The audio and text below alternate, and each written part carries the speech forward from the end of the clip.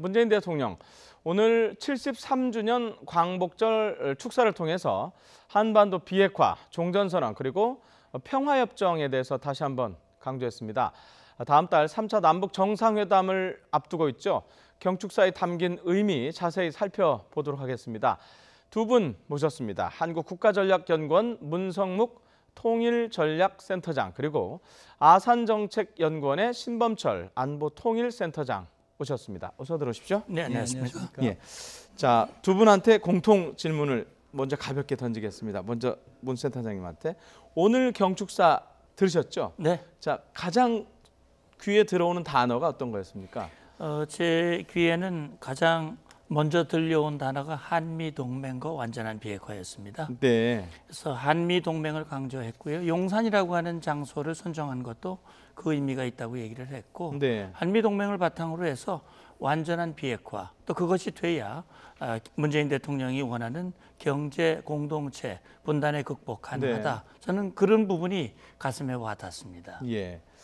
자, 신 센터장 같은 경우는 어떤 단어가 들어오셨어요? 저는 대통령 말씀 중에 북미 비핵화 대화를 주도하는 촉진하는 주도적 역할을 계속하겠다 그 부분인데요. 예. 결국 전통적으로 그 8.15 광복절 축사는 세 파트로 구성됩니다. 네. 역사 문제 그리고 그것에 따르는 한일 관계 그다음에 남북 관계. 그런데 이번에는 한일 관계를 줄인 대신에 남북 관계의 비중을 상당히 많이 넣으셨어요. 그러면서 말씀하신 부분이 핵 부분과 관련해서 북미 간의 비핵화 대화를 갖다가 한국이 촉진하는 역할을 갖다가 주도하겠다 이런 말씀하셨는데요. 이것이 현재 남북 관계의 그 상황을 바라보고 계신 대통령의 인식이 아닐까 생각하고요. 그것과 관련해서 이제 경제 협력을 활성화하겠다, 뭐 철도 공동체를 만들겠다, 그 후속적인 과제들이 나오는데 아무튼 이러한 선의를 북측이 잘 이해하고 거기에 호응해서 남북 관계와 그 핵 비핵화 부분이 조금 더 빠른 속도로 전개된다면 하는 바람입니다. 네. 자, 두 분께서 정말 핵심적인 단어들을 짚어주셨는데 잠시 뒤에 논의를 하고요. 좀 전에 용산 말씀하셨는데요. 네.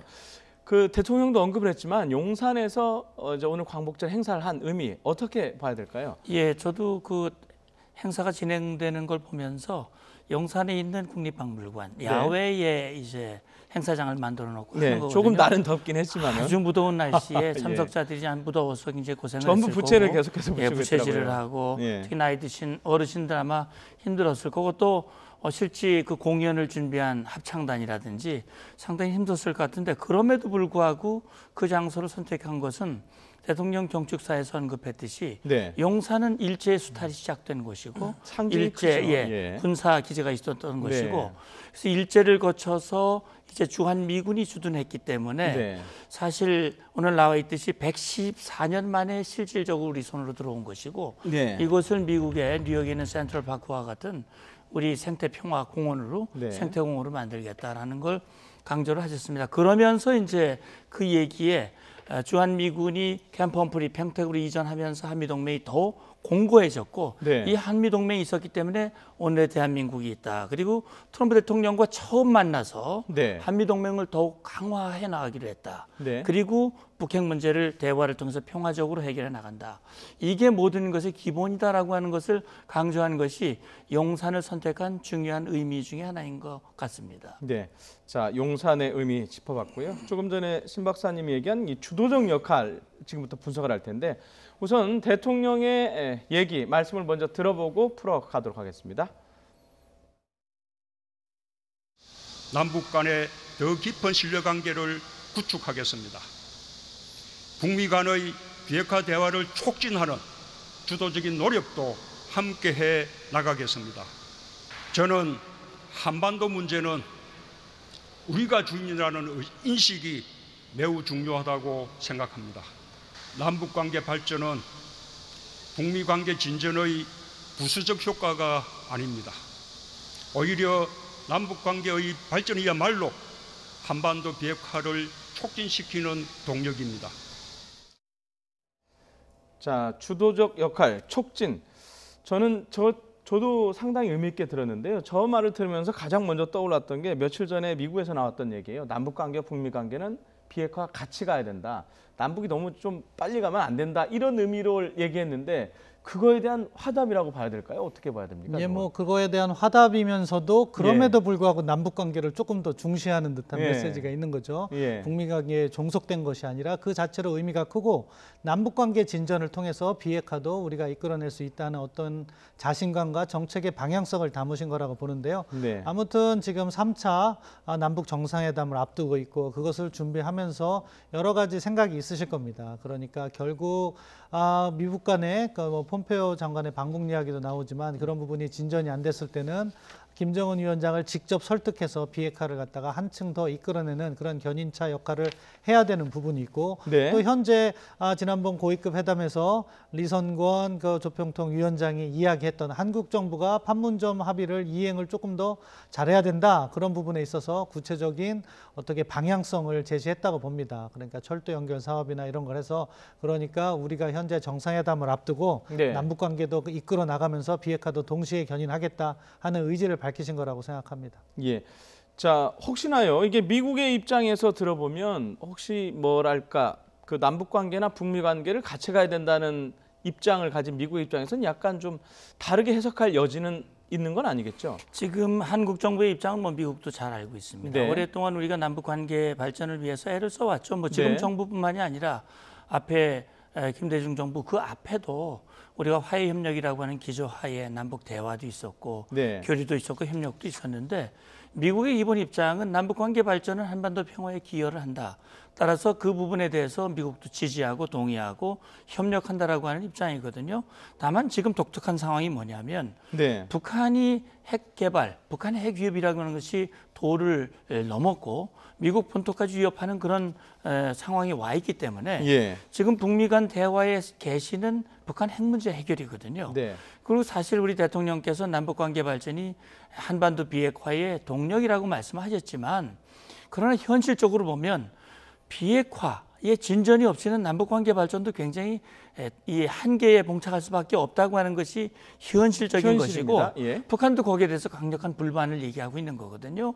그래서 우리 정부 대통령께서 하신 말씀을 자세히 보면 완전한 비핵화를 제일 먼저 얘기를 했습니다. 네. 북한의 완전한 비핵화가 있어야 평화도 되고 그래야 경제협력도 가능하다라고 얘기한 것은 우리가 남북관계 발전을 위해서 남북 경제협력을 위해서 모든 준비가 다 돼 있다.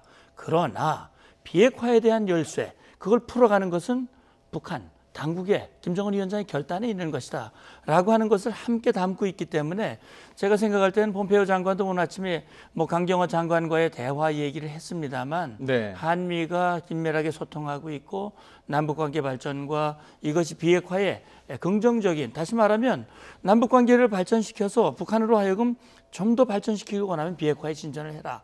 어떤 설득할 수 있는 그런 이 도구나 협상 전략이 될 수 있다는 측면에서는 문 대통령의 말씀도 미측에서는 아마 그런 부분에서 이해하지 않을까 하는 생각도 듭니다. 예, 뭐 그런 측면하고요. 또 하나 측면이 이 메시지가 북한에 주는 메시지라고 저는 생각을 하는데 그동안 어쨌든 미국 눈치 보지 말고 할 수 있는 건 해라는 게 북한의 요구 아니었습니까? 그에 대한 응답이라고 봐도 되는 건가요? 예, 그러니까 대통령의 말씀은 정확히 그 두 사이에 네. 선을 그어서 움직이고 있다고 보는데요.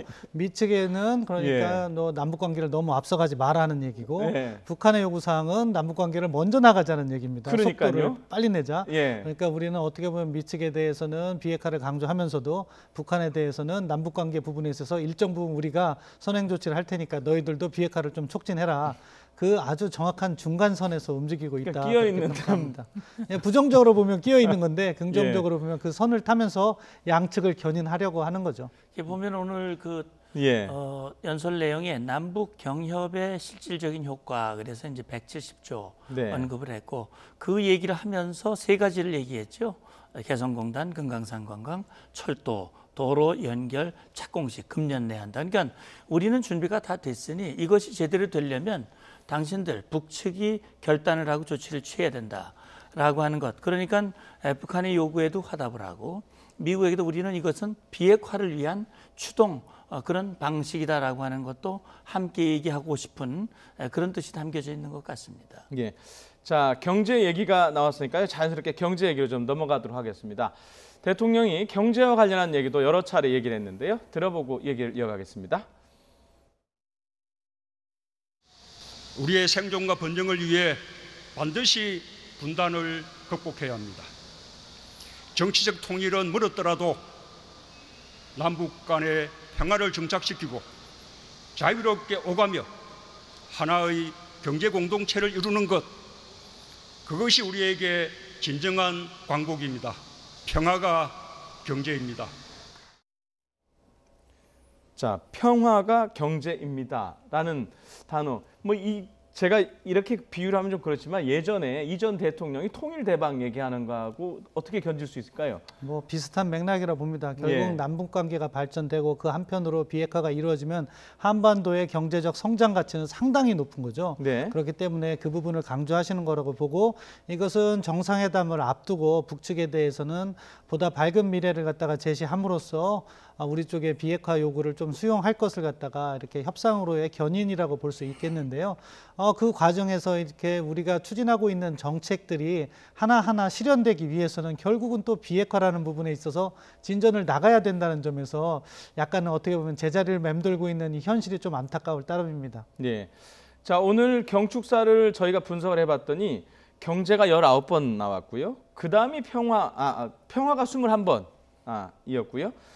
남북이 17번이었어요. 경제라는 언급을 상당히 많이 했어요. 네, 그렇죠. 예. 그러니까 경제라고 하는 언급은 북한을 향한 메시지이기도 하고 네. 우리 국민을 향한 메시지도 같이 담겨져 있다고 생각이 됩니다. 네. 그러니까 지금 북한 김정은 위원장의 가장 관심사 중에 하나가 경제거든요. 네. 지난 4월 20일 노동당 중앙위원회 전체 회의를 열어서 전원회의에서 새로운 노선 선택한 것이 경제 발전이거든요. 네. 김정은 위원장은 비핵화라고 하는 것을 매개로 해서 제재도 좀 완화하고 남북관계도 발전시켜서 어려운 경제 문제를 해결해 나가고 그것을 북한 주민들에게 업적으로 자신의 정권을 더욱더 공고하고자 하는 그런 계산을 가지고 나왔는데, 역시 북한은 자기들이 비핵화는 더디게 하면서 자기들 얻는 건 빨리 얻고자 하는 그런 마음이고, 또 사실 그 경제 문제는 지금 우리 내부 경제가 어렵지 않습니까? 네. 여러 가지로 성장률도 떨어지고 우리 국민들의 체감 경제 그 수준도 떨어지고, 결국 그것이 전반적으로 우리 정부의 정책에 대한 지지와도 연관이 돼 있고, 네. 그러니까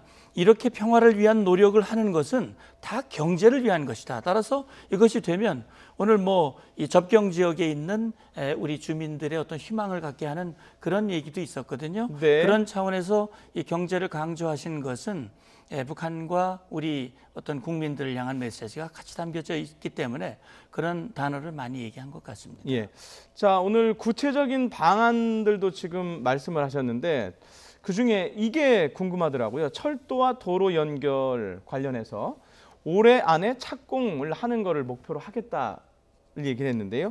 자, 그러면 궁금한 게요.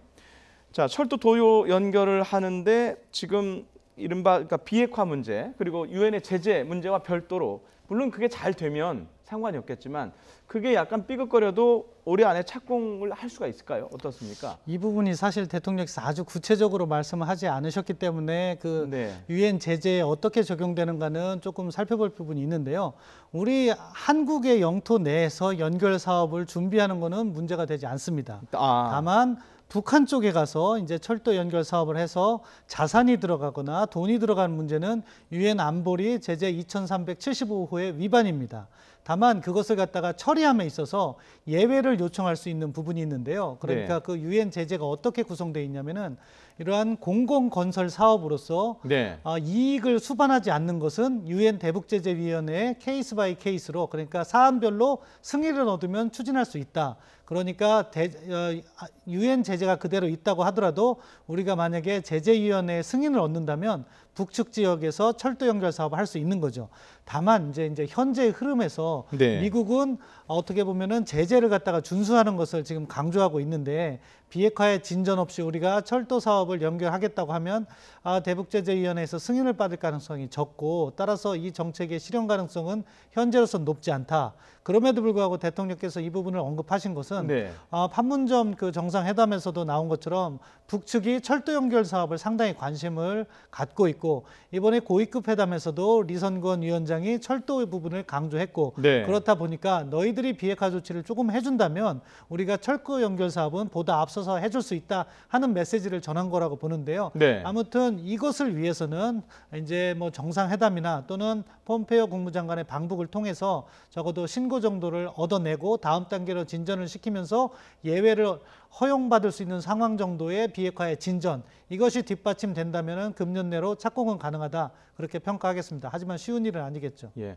그럼 센터장님 말씀에 따르면 이 올해 안에 착공식을 목표로 한다는 건 우리 영토뿐만, 그러니까 남한 영토뿐만이 아니고 북한을 포함한다는 그런 예, 그렇죠. 의미를 해석을 해야 우리 된다는 지역은 거죠. 언제든지 할 수 있는 거기 때문에 새로운 뭐 이렇게 정책적 가치가 없는 거고요. 북측이라든가 이런 연결 사업이 중요할 텐데 그 부분 가기에서는 유엔 제재 문제를 우리가 고려하지 않을 수가 없고, 그걸 풀기 위해서는 북한의 성의 있는 비핵화 조치가 필요한 것이고, 그것이 만들어졌을 때 우리가 유엔 제재의 틀을 지키면서 철도 연결 사업을 할 수 있는 거죠. 예. 조금 전에 문 센터장님께서 현재 우리나라의 어려운 경제 상황 얘기하셨는데 이 철도 도로 연결과 관련해서 지금 국내에서 이걸 주시하는 데가 굉장히 많아요. 네. 어떻게 보세요? 예, 그러니까 지금 문재인 대통령이 아까 언급했듯이 정치적 통일은 멀더라도 우선 통행이 자유롭게, 네. 그다음에 또 물자가 자유롭게 오갈 수 있는, 그렇게 해서 남북 간의 경제 공동체가 이루어진다면 이것은 우리 경제가 번영할 수 있는 기초가 될 수 있다. 그건 전 사실이라고 봅니다. 그러니까 지금 철도와 도로는 지금 아시다시피 서쪽에는 경의선과 일본 국도가 연결이 돼 있고요. 네. 동쪽에는 7번 국도와 동해선 철도가 연결되어 있습니다. 그런데 동해선 철도의 경우에는 우리 강릉에서부터 제이진까지 구간이 지금 연결이 안 돼 있습니다. 네. 그러니까 그것이 연결이 돼야 동해선 철도가 이제 제대로 연결이 되는 거고요.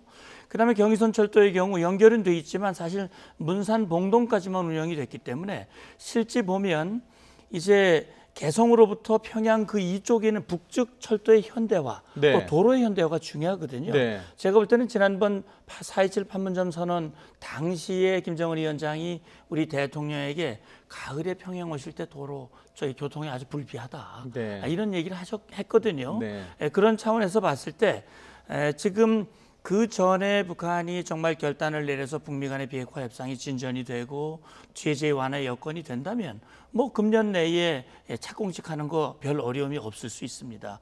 그렇게만 될 수 있다면, 네. 그렇다면 철도와 도로가 현대화되고 물류가 그걸 통해서 중국으로 유럽으로 또 러시아 시베리아 철도를 통해서 유럽으로 갈 수 있다면 그럼 물류와 소통의 비용이 절감이 되고 그럼 한반도가 물류의 중심이 되고 그런 점에서 경제 발전의 기초가 되고 또 아마 우리 내부에 많은 기업들이 관심을 가지고 있을 겁니다. 예. 관심 있는 업체 사람들이 되게 많더라고요. 그럼요.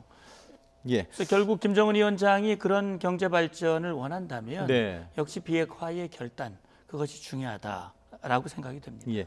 지금 그 철도 연결 관련해서요. 오늘 이건 저도 좀 새로운 내용으로 들은 것 같은데 동아시아 철도 공동체라는 게 나왔는데 새로운 내용 맞습니까?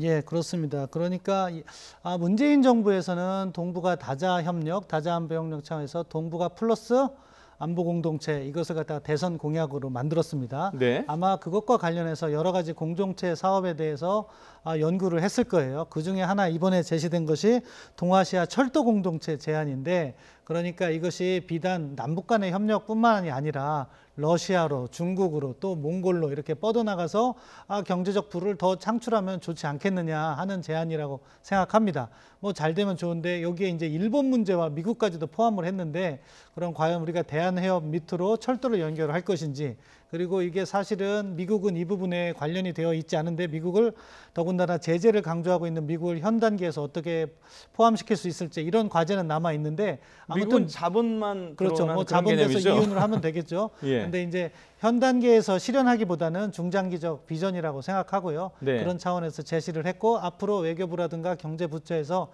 이거를 실현하기 위해서 노력할 거라고 생각합니다. 이제 그 말씀을 좀 예. 보완해 드리면 1950년대 초반에 유럽의 공동체의 어떤 기반이 됐던 석탄 철강 공동체를 얘기를 했거든요. 네.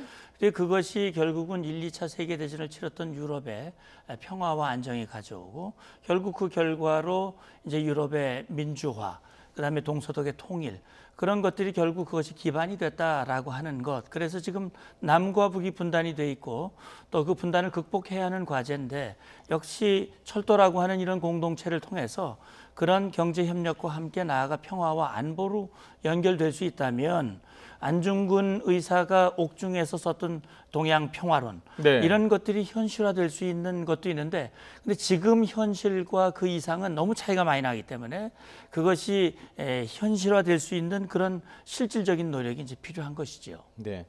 자, 지금까지 이제 대통령의 오늘 그 광복절 경축사를 분석해봤는데 관련해서요.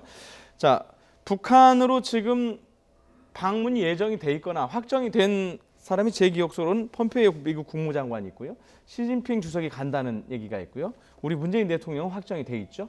자, 이 세 사람의 방북이 갖게 되는 시간표 그리고 그 함수 좀 정리를 해주시죠. 이제 뭐 시간표로는 이제 뭐 우리가 정상회담이 9월 중순 이후로 이제 시간이 정해지는 흐름이기 때문에 네. pom페이오 국무장관이 가장 먼저 갈 것 1번, 같습니다. 가게 예. 되면 그 다음에 이제 북한의 소위 말해서 정권 창립 기념일 9.9절에 시진핑 주석이 그 직전에 방문하든가 할 가능성이 있는 거죠. 네. 그게 2번. 그 다음에 정상회담을 할 건데 의미로서는 폼페이오 국무장관의 방북은 비핵화의 진전을 의미합니다. 네. 사실 방북을 하지 못할 수도 있습니다. 다만 저희가 긍정적으로 지금 진행되는 협상이 있다면 방북을 할 가능성을 예측하는 거고요. 네. 이번에 폼페이오 국무장관이 방북을 하게 된다면 일정한 비핵화 부분의 성과가 보장되었다 이렇게 평가할 수 있을 겁니다. 네. 왜냐하면 지난 7월 6일, 7일 2일간 방문해서 폼페이오 국무장관이 아무것도 얻지 못하고 왔어요. 그렇기 때문에 네. 미국으로서 상당히 여론상의 부담을 안고 있는 상황에서 이제는 북한의 어느 정도 약속이 보장되지 않으면 북한을 가지 않을 겁니다.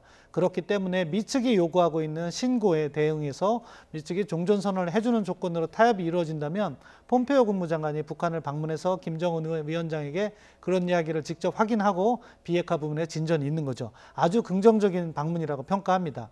시진핑 주석의 방북은 약간 궤를 달리한다고 봅니다. 그것은 네. 뭐냐면은 북한의 그러니까 정권 창건 기념일을 기념하거나 축하하는 의미에서 가는데 이것은 무엇이냐? 전통적인 북중 혈맹 관계의 복원이다 이렇게 평가를 할 수 있는 거죠. 왜냐하면은 북중 관계가 사실 그러니까 어떻게 보면은 국공 내전에서부터 북한의 6.25 전쟁 도발 이후 상황에까지 이르기까지 혈맹 관계를 유지하면서 돈독한 관계를 유지했습니다. 하지만 탈냉전 이후에 네. 중국이 한국과 수교를 하면서 일정 부분 갈등을 겪기도 했는데 이제는 북한의 정권 창건을 시진핑 주석이 직접 축하해 준다는 의미가 있다는 것은 결국 비핵화 협상이나 그 이후의 상황에서 북중 간의 긴밀한 공조가 이루어진다. 따라서 우리가 이 부분은 약간 주의해서 봐야 되는 것이고요. 네. 마지막에 문재인 대통령의 방북이라는 것은 그것을 아우르는 네. 어떻게 보면 비핵화의 진전과 함께 남북 관계의 진전을 통해서 상호 선순환을 구상하면서 종전선언 그러니까 9월 말 일정으로 예정 우리가 할 수가 있는데 그것까지 아우르는 전반적인 큰 틀의 합의가 이루어진다는 점에서 이러한 어떻게 보면 방북, 연쇄 방북이 성공적인 시나리오로 간다면 한반도 평화 부분에 있어서 큰 진전을 우리가 9월 말쯤이면 볼 수가 있다. 따라서 아직 큰 기대를 하면서 네. 이렇게 지켜볼 가치가 있다. 그렇게 생각합니다. 예. 지금 북한으로 가게 될 1번 타자가 폼페이오 아닙니까? 예상대로라면.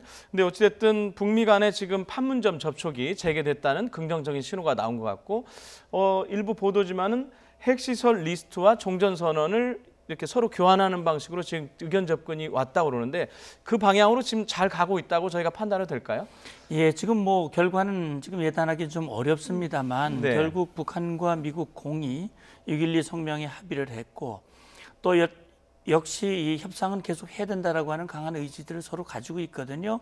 다만 이것이 진전이 되려면 상대방이 먼저 양보를 하고 우리의 요구를 들어달라고 하는 것인데 네. 지금 팽팽히 맞서 있는 상황 속에서 실무 차원이면 접촉이 이루어진다고 하는 것은 말씀하신 대로 북한의 핵 관련 신고, 네. 그다음에 북한의 요구사항인 종전선언의 긍정적인 화답 네. 이런 것들이 접촉이 이루어지고 접점이 만들어져서 그것을 기반으로 폼페이오 장관이 방북을 하게 된다면 긍정적인 결과를 가져올 수도 있는 것이고 만약에 거기서 먼저 삐걱거리면서 선후 관계가 정리가 안 된다면 아마 폼페이오 장관의 방북이 늦어질 것이고 네. 그것은 결국 문재인 대통령의 방북과 그 성과에도 영향을 미치지 않을 수가 없거든요. 네. 비핵화의 진전이 없다면 남북관계 발전도 한계를 가져올 수밖에 없기 때문에 이 상황을 우리가 예의주시해 봐야 될 것 같습니다. 예. 자, 알겠습니다. 여기까지 듣도록 하겠습니다. 대통령의 광복절 경축사 그리고 남북관계, 북미관계 포괄적으로 오늘 분석을 해봤습니다. 자, 문성묵 센터장님 그리고 신범철 역시 센터장님 두 분이었습니다. 고맙습니다. 감사합니다.